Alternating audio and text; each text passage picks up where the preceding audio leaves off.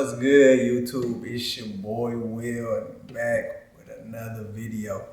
So me and Michelle promised you guys we're gonna do a lot of different type of videos. So this one specifically, and this side of our YouTube is gonna be kind of towards the business side, and it's here to help people that want to become entrepreneurs, investors, or work in finances.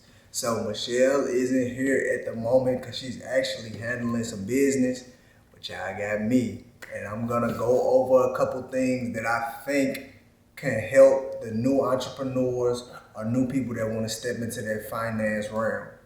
So stay tuned.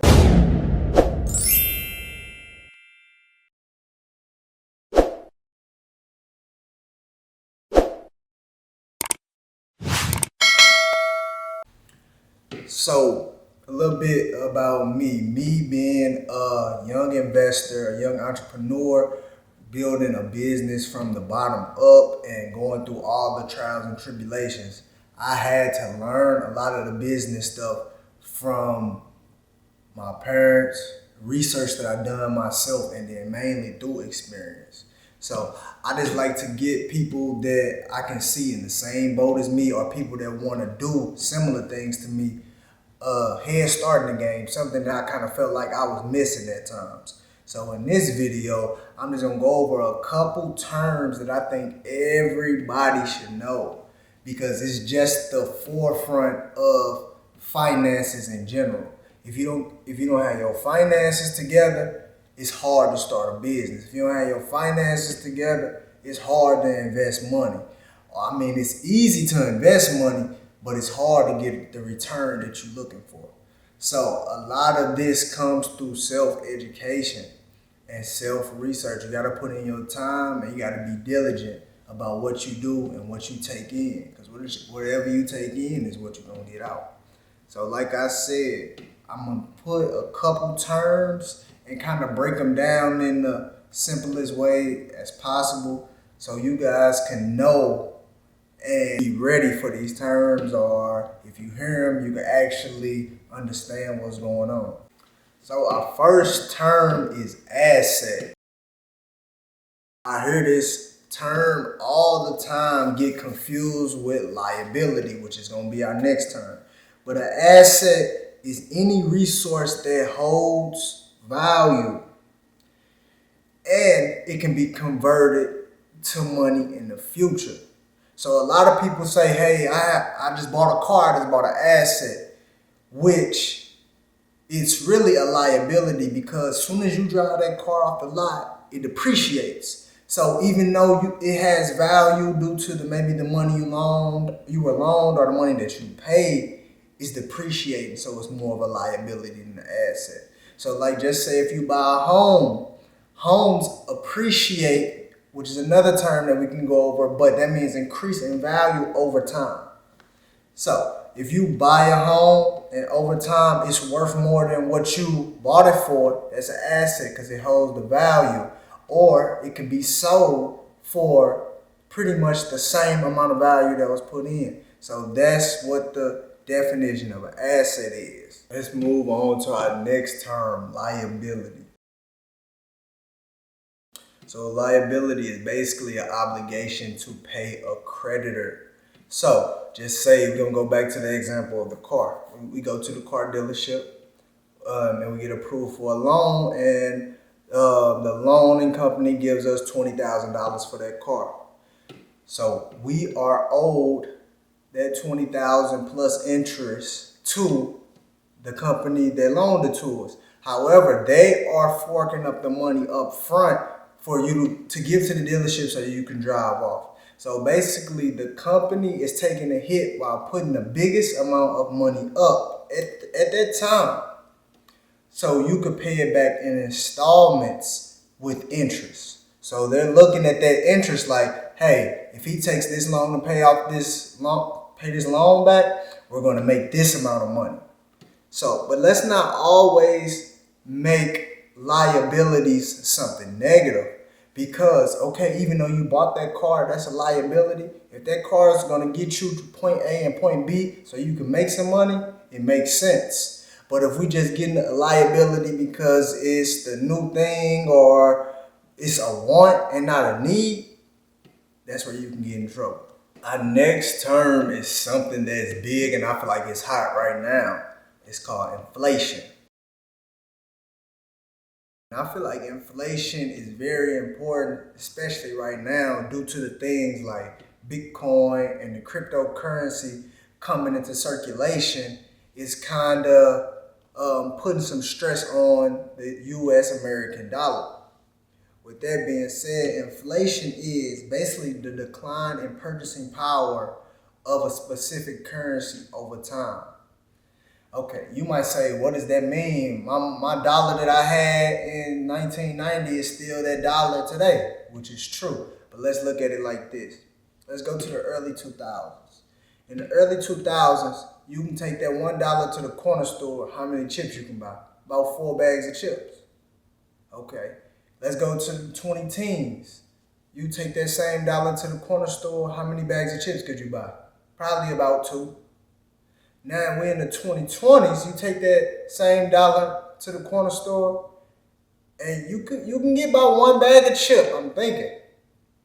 So look at that. That same dollar from the early 2000s that could buy you 4 bags of chips now can only buy you 1 bag of chip. So let's go to the 2030s.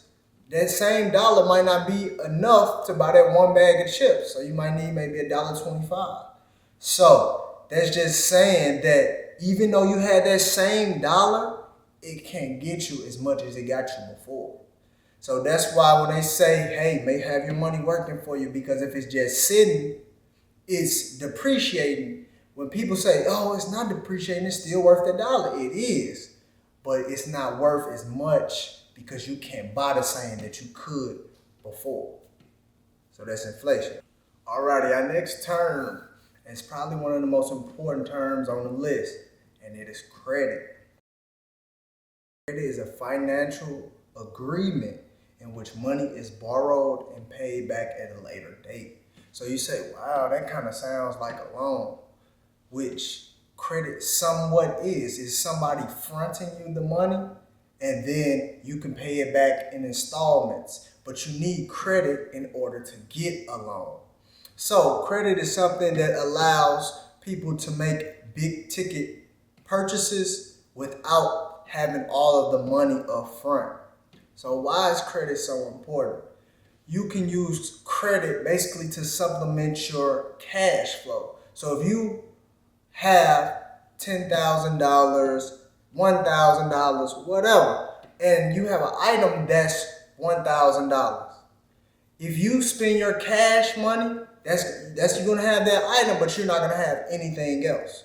So credit gives you ability to have somebody give you the money, you pay for the item, own the item, and then you pay back the person that gave you the money over time. So credit is something that is measured by something called a FICO score. And a FICO score is a Fair Isaac Corporation score. This can be from 300 all the way up to 850. So this score basically determines how well a bank or a creditor or a loan agency or a loan coordinator or whatever business knows that you will pay back the money. So it's important to monitor and stay on top of this score. And in the future, we're going to have a lot of videos on ways to build credit, ways to clean credit, ways to keep your credit up. But that's going to be later. So right now, we're just going to talk about like the flat points of the credit. So you want to keep this score up. So basically when somebody pulls your credit score, they say, oh, this person has a good credit. That means they're more likely to give us the money. So, hey, let's give him this money up front, and we're just going to collect on the back end. So that's credit, and it's important. I need everybody to promise me that they're going to work on getting their credit. Having cash is cool, but having credit will help you in them. Alrighty, here's our last term. I didn't want to keep y'all too long, but I just wanted to give y'all kind of a preview on what to expect. But we're going to go way more in depth in the future about specific things. But we have equity. So equity basically is represented of the amount of money that you have for yourself after all of the assets of something is liquidated and the shareholder or the loan provider is paid off. So let's talk about this. We buy a house. The house is $5,000. So we get a loan out on $5,000. So we are fixing up the house, we're putting money into it. So we put another $5,000 into the house, right? So that's a total of $10,000 in this house. After we get the house up to code and everything, the house is now worth $20,000. So that means if we sold this house and liquidated it, we would get $20,000. However, we still have a loan for $5,000. And then we have the debt that we put in was $5,000. So we pay that $5,000 back. Let's say we paid that money back to ourselves, paid off our Home Depot, Lowe's card, whatever. We still have $10,000. So before that sale was done, the equity in that home was $10,000 positive. So you always want to do your best to gain equity in whatever asset that you partake in. So if it's something that can get you some money and equity, it's a good purchase. All right, y'all, I just want to thank y'all for tuning in. And I want y'all to comment and like. If y'all like this video or if there's some other things that y'all want to learn about, let me know. We got a lot of information when I get Michelle back in here and let her talk about her spiel. But we're going to be talking about real estate, investing, credit, building businesses, everything. So make sure y'all like, comment, subscribe, and turn that bell on. We got something for everybody on this channel. Appreciate y'all.